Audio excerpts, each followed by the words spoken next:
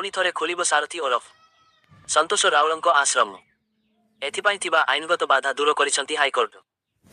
ସନ୍ତୋଷଙ୍କୁ ତାଙ୍କ କେନ୍ଦ୍ରାପଡ଼ା ଜିଲ୍ଲା ବାରିମୂଳ ଆଶ୍ରମକୁ ଯିବା ପାଇଁ ଅନୁମତି ଦେଇଛନ୍ତି ହାଇକୋର୍ଟ। ଏହାକୁ ନେଇ ଏବେ ସନ୍ତୋଷଙ୍କ ଅନୁଗାମୀମାନେ ଯେତିକି ଖୁସି, ସନ୍ତୋଷଙ୍କୁ ନେଇ ସେତିକି ଚର୍ଚ୍ଚା ଆରମ୍ଭ ହୋଇଛି। ବାରିମୂଳ ଆଶ୍ରମକୁ ସନ୍ତୋଷ ଗଲେ ସ୍ଥାନୀୟ ଲୋକେ ତାଙ୍କୁ ଅନୁମତି ଦେବେ ତ? ସେଠାରେ ପୁଣି ଥରେ ସନ୍ତୋଷ ତାଙ୍କର ସେହି ଧର୍ମ ବେପାର ଆରମ୍ଭ କରିବେ କି? ପୁଣି ଚାଲିବ କି ଲୀଳାଖେଳା? ମିଳିବ କି ପୂର୍ବ ପୃଷ୍ଠପୋଷକଙ୍କୁ ସହଯୋଗ? ଏମିତି ନାନା ଚର୍ଚ୍ଚା ମଧ୍ୟରେ ସନ୍ତୋଷ ତାଙ୍କ ସମର୍ଥକଙ୍କୁ ନେଇ ବାରିମୂଳ ଯିବାକୁ ଯୋଜନା କରୁଥିବା ସୂଚନା ମିଳିଛି। ସାରଥୀ ବାବା ନାମରେ ବେଶ ଖ୍ୟାତ ଥିଲେ ସନ୍ତୋଷ ରାଉଳ। 2015 ବେଳକୁ ପୁରାପିକରେ ଥିଲା ବାରିମୂଳ ଆଶ୍ରମ। ସବୁଠି ଚର୍ଚ୍ଚା। ଏହାରି ମଧ୍ୟରେ ବିବାଦୀୟ ବି ହାଇଥିଲେ। ପାଦରେ ତୁଳସୀ ଥୋଇବା, ସିମେଣ୍ଟ ଗାଈରୁ କ୍ଷୀର ବାହାର କରିବା, ଜନ୍ମାଷ୍ଟମୀରେ ଆଣ୍ଠୁଆ ଗୋପାଳ ଲୀଳା କରିବା, ଶେଷରେ ହାଇଦ୍ରାବାଦକୁ ଯୁବତୀଙ୍କୁ ନେଇ ଯିବା ଘଟଣା ତାଙ୍କୁ ବିପଦକୁ ଟାଣିଥିଲା। ସ୍ଥିତି ଏପରି ହେଲା ଯେ ପୁରା କେନ୍ଦ୍ରାପଡ଼ା ଥରହର ହୋଇଥିଲା। ଏଥିରେ ଅନେକ ନେତା ଓ ଅଫିସର ସମ୍ପୃକ୍ତ ଥିବାରୁ ସୁରକ୍ଷା ଦେବାକୁ ଯୋଜନା କରାଯାଇଥିଲା। ହେଲେ ସନ୍ତୋଷଙ୍କ କାରନାମା ପଦାକୁ ଆସିବା ପରେ ତାଙ୍କୁ ଗିରଫ କରି ଜେଲ୍ ପଠାଯାଇଥିଲା। ହାଇକୋର୍ଟରେ ମାମଲା ଚାଲିଥିଲା। ବାରିମୂଳ ଆଶ୍ରମରେ ତାଙ୍କୁ ରଖିବାକୁ ଦିଆଗଲା ନାହିଁ। ସେଠାକୁ ନଇବାକୁ ନିର୍ଦ୍ଦେଶ ହୋଇଥିଲା। ପରବର୍ତ୍ତୀ ଖବର। ଏବେ 9 ଘଣ୍ଟାର ଯାତ୍ରା ମାତ୍ର 36 ମିନିଟରେ ହେବ ପୂରଣ। କେଦାରନାଥ ଧାମ ରୋପୱେ ପ୍ରୋଜେକ୍ଟକୁ ମିଳିଲା ମଞ୍ଜୁରୀ। କେନ୍ଦ୍ର କ୍ୟାବିନେଟ ବୈଠକରେ ଉତ୍ତରାଖଣ୍ଡକୁ ବଡ଼ ଉପହାର ମିଳିଛି। ମୋଦି ସରକାର ଉତ୍ତରାଖଣ୍ଡ କେଦାରନାଥ ଧାମ ପାଇଁ ରୋପୱେ ପ୍ରୋଜେକ୍ଟକୁ ମଞ୍ଜୁରୀ ଦେଇଛନ୍ତି। ଖୁବ୍ ଶୀଘ୍ର କେଦାରନାଥକୁ ରୋପୱେ ମାଧ୍ୟମରେ ଯାଇପାରିବେ ଶ୍ରଦ୍ଧାଳୁ। ଏହାଛଡ଼ା ହେମକୁଣ୍ଡ ରୋପୱେ ପ୍ରୋଜେକ୍ଟ ନିର୍ମାଣକୁ ମଞ୍ଜୁରୀ ମଧ୍ୟ ମିଳିଛି। ସୋନପ୍ରୟାଗ ଠାରୁ କେଦାରନାଥ ପର୍ଯ୍ୟନ୍ତ 12.9 କିମି ରୋପୱେ ନିର୍ମାଣ ହେବ। ଏଥିପାଇଁ 4,081 କୋଟି ଟଙ୍କା ଖର୍ଚ୍ଚ ହେବ। ଏହାକୁ ନ୍ୟାସନାଲ ଲଜିଷ୍ଟିକ ମ୍ୟାନେଜମେଣ୍ଟ ନିର୍ମାଣ କରିବ। ରୋପୱେ ନିର୍ମାଣ ଦ୍ୱାରା କେଦାରନାଥକୁ ଯାତ୍ରା ମାତ୍ର ଘଣ୍ଟାରୁ କମି ମାତ୍ର 36 ମିନିଟରେ କରିହେବ। ଏହି ରୋପୱେରେ 36 ଜଣ ବସିବାର କ୍ଷମତା ରହିବ। କେନ୍ଦ୍ର ସରକାରଙ୍କ ଏଭଳି ପଦକ୍ଷେପ ନେବା ଯୋଗୁଁ ଚାରିଧାମ ଯାତ୍ରାକୁ ଗୁରୁତ୍ୱ ମିଳିବ। ଏହାଦ୍ୱାରା ସ୍ଥାନୀୟ ବ୍ୟବସାୟୀଙ୍କୁ ଲାଭ ମିଳିବ। ଆର୍ଥିକ ଅଭିବୃଦ୍ଧି ମିଳିବ। ଏହାଦ୍ୱାରା ପୁରା 6 ମାସ ଯାଏଁ ତୀର୍ଥଯାତ୍ରୀଙ୍କ ଯିବା ଆସିବା ଲାଗି ରହିବ।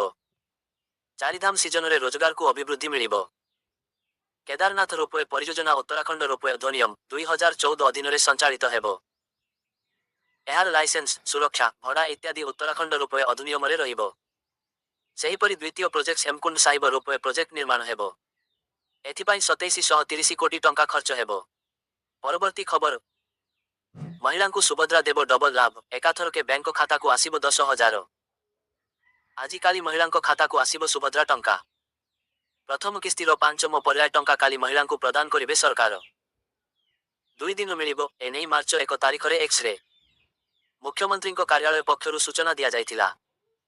ଏହାର ଦିନକ ପରେ ଅର୍ଥାତ୍ 8 ତାରିଖରେ ପୁଣିଥରେ ମହିଳାଙ୍କ ଖାତାକୁ ଆସିବ 5,000 ଟଙ୍କା।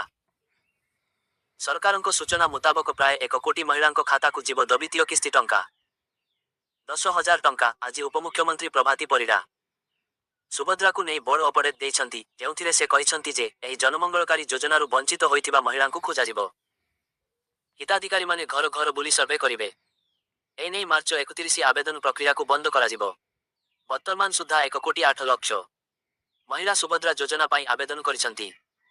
4ଟି କିସ୍ତି ପର୍ଯ୍ୟାୟରେ 1 କୋଟି 20 ହଜାର ମହିଳାଙ୍କୁ ପ୍ରଥମ କି ଟଙ୍କା ପ୍ରଦାନ କରାସରିଛି। ଆରମ୍ଭ ହେବାକୁ ଥିବା ସର୍ଭେ ପରେ ଯେଉଁମାନେ ବାହାରିବେ ସେମାନଙ୍କୁ ରକ୍ଷାବନ୍ଧନରେ ଏକକାଳୀନ 3ଟି କିସ୍ତି ପ୍ରଦାନ କରାଯିବ। ପରବର୍ତ୍ତୀ ଖବର। ସରିଯାଇଛି ମହାକୁମ୍ଭ, ହେଲେ ଏବେ ବି ଅନେକ ଲୋକଙ୍କ ମନରେ ଅପସୋସ ରହିଯାଇଛି କି ସେମାନେ ସଙ୍ଗମ ଜଳରେ ବୁଡ଼ ପକାଇ ପାରିଲେ ନାହିଁ। ଆଉ ସେହିମାନଙ୍କ ଭିତରେ ଆପଣ ବି ଅଛନ୍ତି କି? ତାହେଲେ ଚିନ୍ତା କରନ୍ତୁନି। କାରଣ ଏଣିକି ଘରେ ଘରେ ପହଞ୍ଚିବ ସଙ୍ଗ ଜୀବ ସଙ୍ଗମ ଜଳ।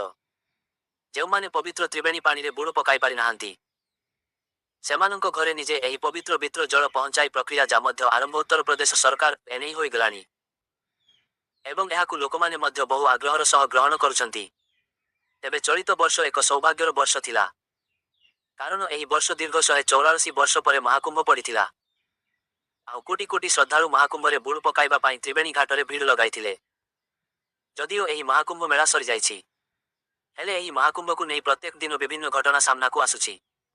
ଠିକ୍ ସେହିପରି ଯେଉଁମାନେ ସଙ୍ଗମରେ ବୁଡ଼ ପକାଇ ପାରିନାହାନ୍ତି ସେମାନଙ୍କ ମନରେ ଗୋଟେ ଦୁଃଖ ରହିଯାଇଛି। ଆଉ ସେହି ଦୁଃଖକୁ ଦୂର କରିବାକୁ ପ୍ରୟାସ ଆରମ୍ଭ କରିଛନ୍ତି ଯୋଗୀ ସରକାର। ପରବର୍ତ୍ତୀ ଖବର। ସାଧାରଣ ବଣ୍ଟନ ବ୍ୟବସ୍ଥାରୁ ବିଭିନ୍ନ କାରଣରୁ ବାଦ୍ ପଡ଼ିଥିବା ଓ ନୂଆ ଯୋଗ୍ୟ ହିତାଧିକାରୀଙ୍କୁ ସାମିଲ କରିବା ପାଇଁ 4 ଦିନ ତଳୁ ରାସନ କାର୍ଡ ପୋର୍ଟାଲର ଶୁଭାରମ୍ଭ ହେଲାଣି। କିନ୍ତୁ ବିଡ଼ମ୍ବନାର ବିଷୟ ପୋର୍ଟାଲ ଖୋଲୁନି। ଯାହାଫଳରେ ଆବେଦନ କରିବାକୁ ଆସି ହତାଶ ହେଉଛନ୍ତି ଦୂରଦୂରାନ୍ତରୁ ଆସୁଥିବା ବୃଦ୍ଧ ବୃଦ୍ଧା, ଦିବ୍ୟାଙ୍ଗ ଓ ଗର୍ଭବତୀ ମହିଳା।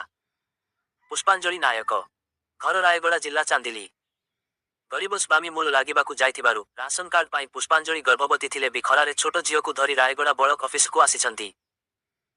କିନ୍ତୁ ପୋର୍ଟାଲ ଖୋଲୁନଥିବାରୁ ସେ ଆବେଦନ କରିପାରୁନାହାନ୍ତି। ବଡ଼ କଥା ହେଉଛି, ଆଜି ନହେଲେ କାଲି ଖୋଲିବା ଆଶାରେ ପୁଷ୍ପାଞ୍ଜଳି 4 ଥର କଷ୍ଟରେ ଆସି ହତାଶ ହେଲେଣି। ବ୍ଲକ ଓ ପୌର କାର୍ଯ୍ୟାଳୟରେ ପୋର୍ଟାଲ ଖୋଲୁ ନଥିବା ସମ୍ପୃକ୍ତ ଅକାରୀ କହୁଥିବା ବେଳେ ଜନସେବା କେନ୍ଦ୍ରରେ ନେଟୱାର୍କ ନବାରୁ ହୋଇପାରୁନି।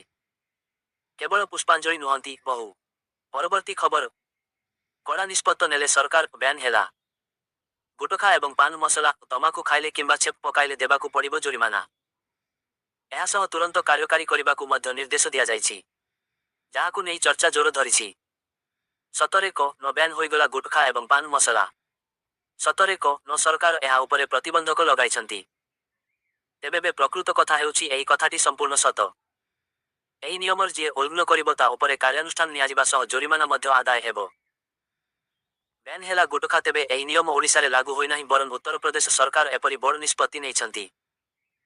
ସରକାରଙ୍କ ନିର୍ଦ୍ଦେଶ ଅନୁସାରେ ଏହି ନିୟମ ପାଳନ କରିବାକୁ ବାଧ୍ୟ। ଯିଏ ଏହି ନିୟମକୁ ନ ମାନିବ ତା ଉପରେ ଜୋରିମାନା ଲଗାଯିବ।